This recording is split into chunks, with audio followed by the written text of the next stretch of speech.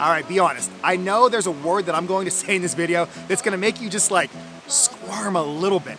There are so many of those words in fly fishing that bother many people, myself sometimes included. Let's get rolling with this one.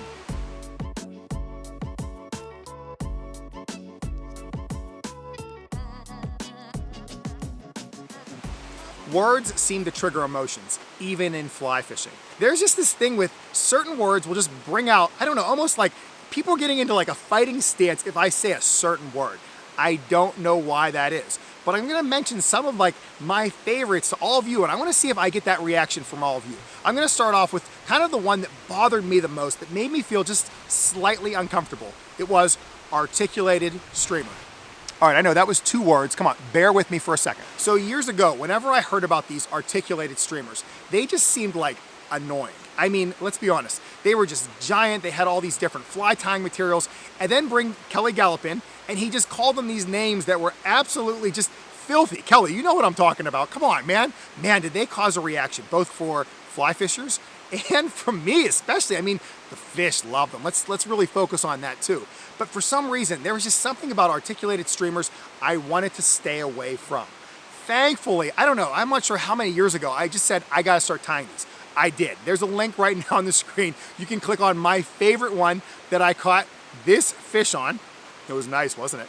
But I've kind of gotten over that. So whenever I hear articulated streamers, I'm like, open your box, show me the meat. Moving on to fishing styles. Streamer fly fishers, you're out of the way. Let's talk about kind of the big 3 that always cause the reaction. European nymphing, tenkara, and spay. I mean, let's be honest. Can you catch fish with all 3 styles? 100%. I've been European nymphing all day. I just took a break from it right now. And please, let's not get caught up in this. Is it contact nymphing? Is it tight line nymphing? Like, it's effective fly fishing. Let's kind of live with that. Tenkara. I'm not gonna lie, I have not jumped into the deep end yet.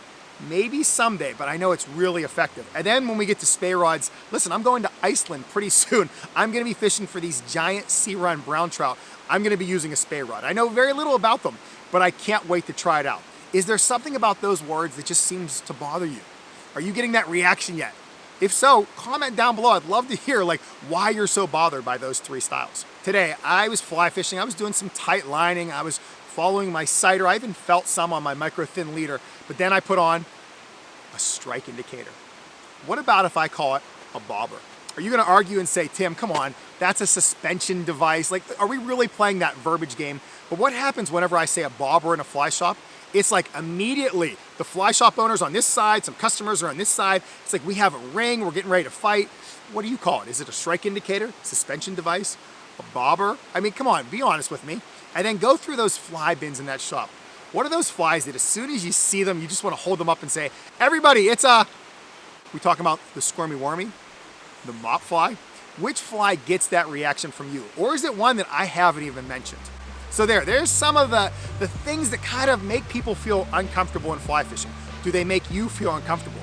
Or are you one of those people that you're like, you're gonna put a hashtag right now in the comments and it's gonna be hashtag Tim, please stop wearing your hat backwards. No more. All right, you know what to do next. Leave some comments down below. What makes you uncomfortable or squirm in fly fishing?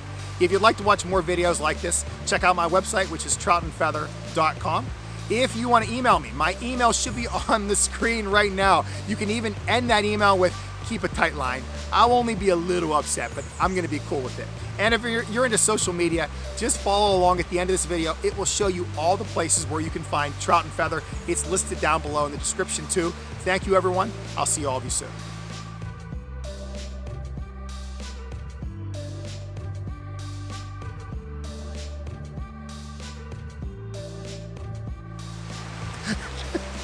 People hate when I wear it backwards. They get so mad at me.